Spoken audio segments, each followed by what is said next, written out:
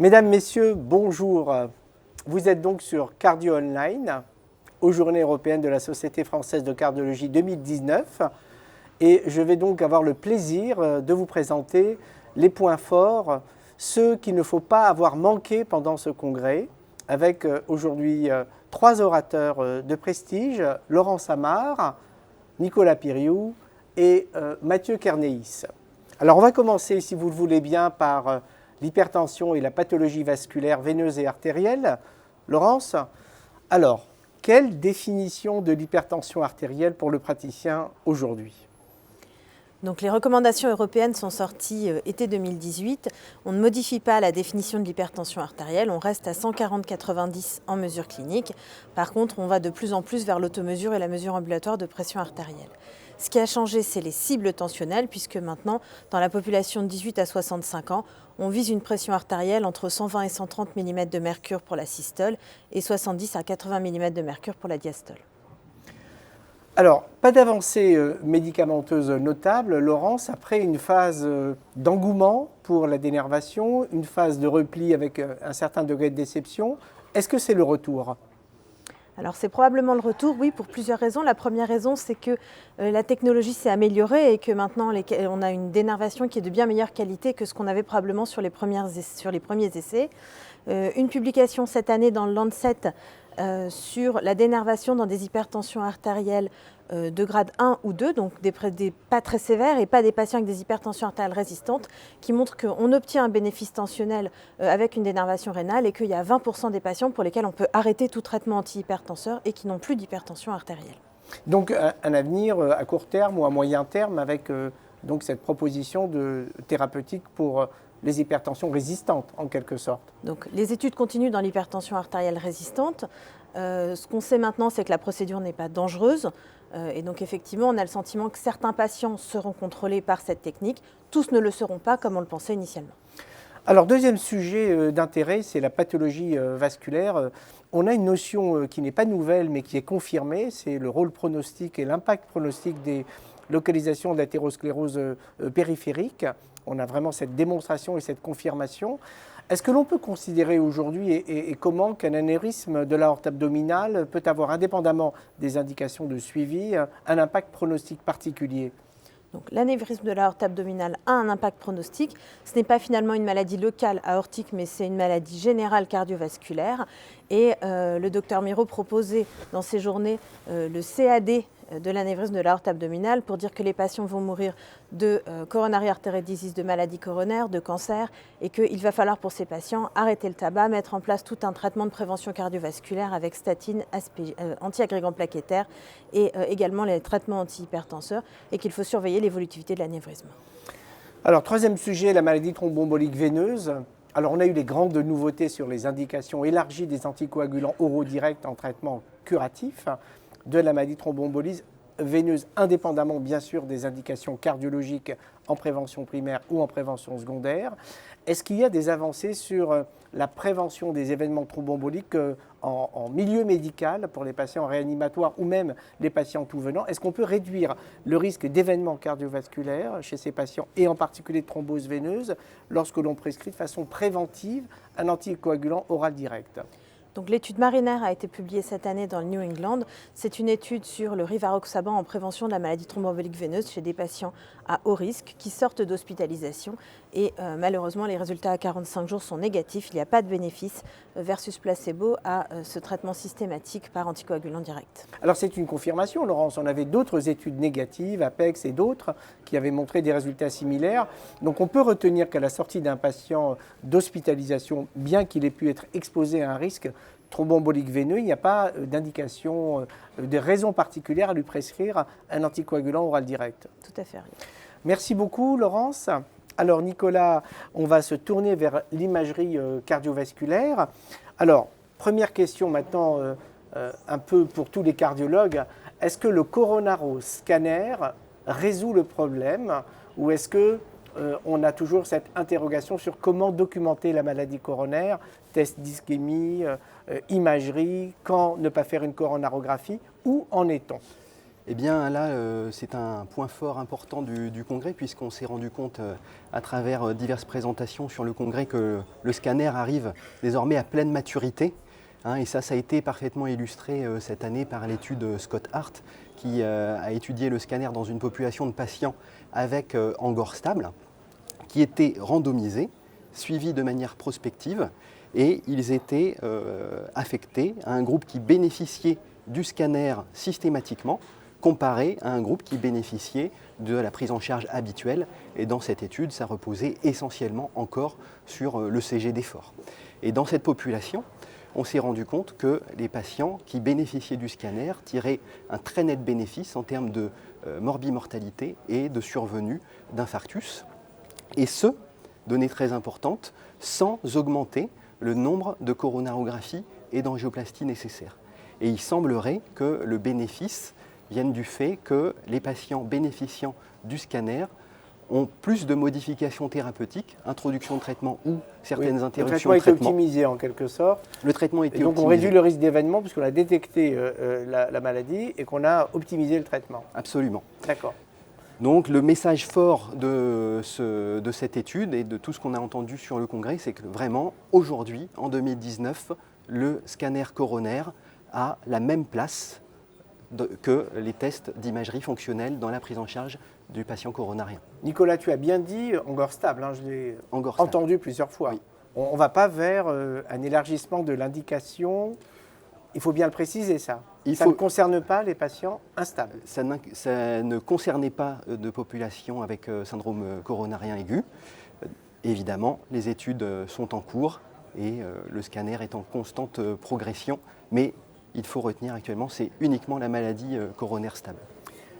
Alors, deuxième thématique en imagerie, c'est l'émergence croissante de l'IRM en pathologie donc cardiovasculaire au sens large. Alors, on a des problèmes d'accès en IRM que tout le monde connaît.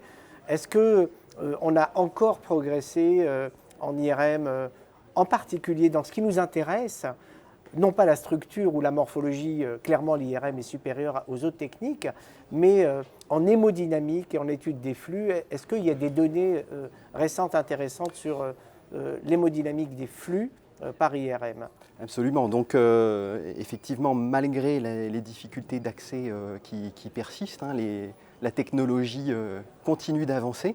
Et là, on est vraiment, si on fait le parallèle avec le scanner, pas sur une technologie de routine pour ce qui s'intéresse à la quantification des flux et à l'hémodynamique. Et là, on parle de la technique du flux 4D qui donne vraiment des données extrêmement prometteuses en termes de quantification de fluide, en particulier pour tout ce qui est difficile pour les échocardiographistes, régurgitation aortique, diagnostic et prise en charge des pathologies congénitales. Là, vraiment, cette technologie semble être de grand intérêt, mais est encore dans une phase de validation avant qu'on puisse pouvoir en profiter en pratique clinique quotidienne. Alors, Nicolas, je rebondis sur la dernière partie de ton intervention, sur donc, les valvulopathies. On a bien compris que c'était une approche maintenant multimodalité pour explorer ces patients, pour caractériser la pathologie valvulaire, c'est facile. Est-ce qu'on progresse dans la stratification du risque? Alors, on ne peut pas tout traiter, évidemment, mais un exemple sur la sténose aortique, est-ce qu'on a des nouveaux critères interventionnels, peut-être chez les patients asymptomatiques, d'une part, et d'autre part, pour les fuites mitrales, est-ce que tu vois des orientations de réflexion, là encore, pour essayer d'intervenir au bon moment? C'est en quelque sorte la difficulté du praticien. Absolument. Donc ça a encore été une grande actualité de notre congrès, en particulier dans la sténose aortique, pour mieux stratifier le risque évolutif de patients qui sont asymptomatiques, puisqu'on s'est encore rendu compte dans le dernier registre européen que beaucoup de patients arrivent tardivement à la chirurgie. Et là, pour cette stratification du risque, là encore, on voit le fruit de l'interaction de toutes les modalités d'imagerie, puisque non seulement c'est la quantification hémodynamique du rétrécissement aortique qui commence à s'affiner avec la définition d'un stade de sténose aortique très sévère, qui a bien été défini lors de ce congrès, avec par exemple une vélocité maximale à plus de 5 mètres par seconde. Et qui était connu, qui avait été rapporté déjà par Raphaël Rozenek, mais qui a été confirmé quand même. Qui a été confirmé et qui va mettre fin à une petite controverse Exactement. entre deux sociétés savantes américaines et européennes. Ajouté à cela, l'imagerie multimodale nous a montré que le ventricule gauche souffrait énormément dans la sténose aortique et on a maintenant accès à tout un tas de marqueurs qui vont être la fibrose myocardique en IRM, l'altération de la déformation longitudinale en échocardiographie et un outil aussi simple que le BNP qui vont pouvoir nous permettre de mieux stratifier des patients à haut risque évolutif qui pourront bénéficier éventuellement d'une chirurgie précoce si leur risque chirurgical est faible. Nicolas, merci. On va rebondir avec Mathieu sur ce dernier item qui est l'insuffisance mitrale après la sténose aortique. Alors là encore, on évolue dans ces insuffisances mitrales, primitives ou secondaires, mais on va se focaliser un instant sur les secondaires. Alors, comment est-ce qu'on peut expliquer finalement rapidement le fait qu'il ne faille pas plus intervenir sur la mitrale pour réduire le risque? Est-ce que le cardiologue interventionnel peut nous éclairer là-dessus? Alors, d'abord, tu as raison, Ariel, de souligner le fait que je pense que tout le monde a discuté dans les couloirs ici, les résultats de COAP, MITRA-FR, dans les sessions, ça a débattu largement. On a 2 études dans l'insuffisance mitrale secondaire qui venaient répondre à une question qui était qu'on n'avait pas d'essai randomisé dans cette pathologie. Ces 2 résultats, ils sont contradictoires, opposés, comme tu préfères, mais en tout cas, ils ne montrent pas la même chose. D'un côté, on a une diminution des hospitalisations des décès, de l'autre, on n'a pas de différence. Et donc, je crois que tout le monde ici a cherché à comprendre comment est-ce qu'on pouvait expliquer ces différences. On peut les expliquer en disant que ce n'est pas le même design, ce n'est pas la même population. On a dit que dans COAPT, ils étaient avec des fuites plus sévères, des VG moins dilatés.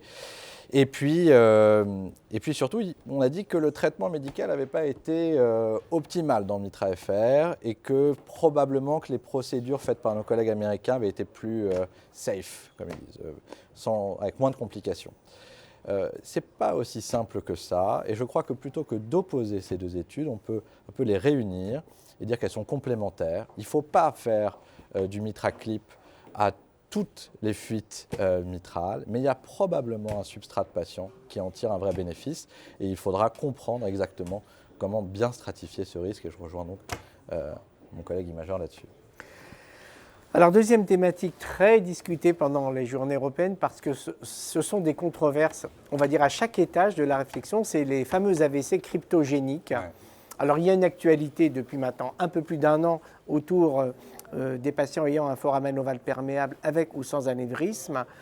Alors là encore, le cathétériseur et le cardiologue interventionnel a son mot à dire sur cette thématique parce qu'en gros, aujourd'hui, compte tenu de la prévalence du foramen ovale dans la population d'AVC cryptogénique, on se demande qui on va pouvoir ne pas fermer. Ouais. Alors, quelle est la réflexion de ton côté? Donc, en effet, tu as raison, il y a beaucoup de patients qui ont un foramen ovale perméable. On le retrouve souvent dans le bilan d'AVC, mais c'est un facteur de risque établi, multi-étudié de récidive d'AVC cryptogénique. Et donc, on avait été un peu déçus au début des années 2010 avec des essais randomisés qui ne montraient pas de bénéfice de ces techniques de fermeture.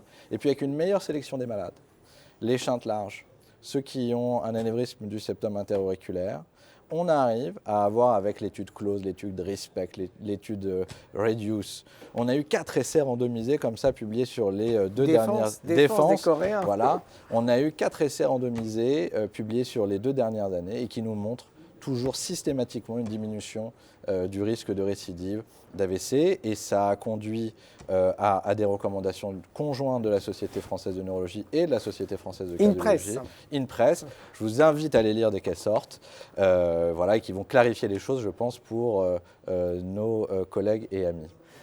Et d'ailleurs, si je peux me permettre aussi une digression, dans l'étude CLOSE que tu as citée, l'étude française coordonnée par Jean-Louis Mas, qui avait fait la conférence aux Journées européennes l'an passé, le sous-groupe de patients qui bénéficient le plus de la fermeture, c'est justement les patients avec anévrisme et foramen, comme il l'avait montré 15 ans auparavant, ce qui n'est pas tout à fait le cas des autres, en dehors de Défense qui trouvaient la même chose, probablement parce que les échographistes doivent s'imposer cette rigueur méthodologique qui est de décrire ce qu'ils voient. Et ça avait été bien fait dans CLOSE parce qu'il y avait une relecture préalable avant la fermeture, de façon à éviter après le corps lab qui diverge. Ouais. Alors, dernière question où là, il faut vraiment que tu nous éclaires. Est-ce qu'avec la publication cette année des recommandations, donc c'était l'année dernière, à la fin de l'année dernière déjà, sur la revascularisation myocardique. Est-ce qu'il y a des grands axes, des grands thèmes que tu sembles privilégier et mettre en avant? Oui, on peut en choisir 3, c'est un peu arbitraire, c'est partial comme choix. D'abord, dans le choc cardiogénique, on ne revascularise que l'artère coupable. Ça, c'est une recommandation maintenant de classe 3, donc dans ces dernières recommandations. Ça dérive directement des résultats de Culprit de choc. Et c'est la réponse à une question qu'on s'est posée quand même pendant plus de 10 ans. Et donc je pense que c'est l'élément le plus important. Le deuxième élément, c'est, et c'est débattu encore dans les sessions, le management du patient en fibrillation auriculaire qui est stenté. C'est toujours compliqué, il peut y avoir les anticoagulants, 2 antiérégants plaquettaires, et lesquels et combien de temps. Et donc je crois que ces recommandations ont mis enfin à la place qu'elles méritent la possibilité d'associer un nouvel anticoagulant avec un seul antiérégant plaquettaire en lieu et place de la triple thérapie pendant 1 mois. C'est une recommandation de grade 2A. Ça dérive directement de 2 essais randomisés Pioneer et Ridual. Et on attend les autres avec impatience, Augustus, Entrust. Mais je crois que c'était un des points importants des recommandations. Et enfin, le dernier, qui précise les contours sur lesquels doivent se baser la décision de revascularisation entre chirurgie et angioplastie, que ce soit dans l'angor stable ou chez les patients présentant un syndrome coronaire aigu sans sus-décalage du segment ST stabilisé. Et cette décision, elle se base essentiellement sur le score syntaxe, qui est vraiment mis très en avant dans les guidelines. Et il n'y a plus de différence dans la décision de traitement entre un angor stable et un syndrome coronaire aigu. Alors rappelle-nous syntaxe pour syntaxe, le néophyte. Non, mais tout à fait, c'est un score angiographique qui vient caractériser la gravité, la sévérité, la complexité des lésions coronaires. Voilà. Chers amis, merci beaucoup. Mathieu, Merci. Nicolas, Laurence pour cette très belle synthèse. Eh bien, on vous donne rendez-vous sur Cardio Online pour la suite de ces points forts.